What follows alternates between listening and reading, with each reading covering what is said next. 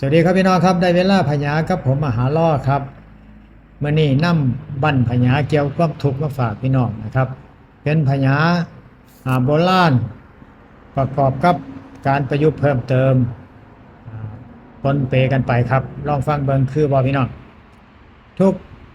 ยากห่ำปากกำกินมันหมกท่านบ่กินหมกมันปากบ่ม่อมปานนี้ทุกข์เพิ่นตีทุกข์เพิ่นบ่นับพี่น้องลุงป้าบ่ว่าหลานรวยเพิ่นจังว่าดีมั่งมีเพิ่นจังว่าพี่น้องลุงป้าจังหักแพงทุกข์บ่มีเสื้อผ้าฝาเฮือนดีพอหลีอยู่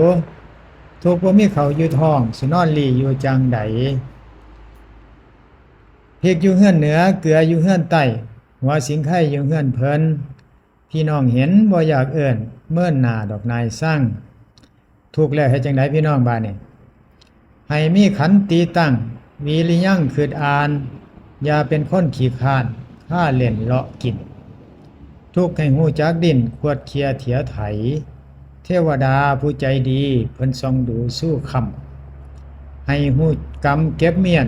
เพี้ยนแพงใส่แบงเขาอย่าให้ขาดแรงแกงอย่าให้ขาดหม้อมันหาหากสิพ่อเมื่อหน้าสิมังมี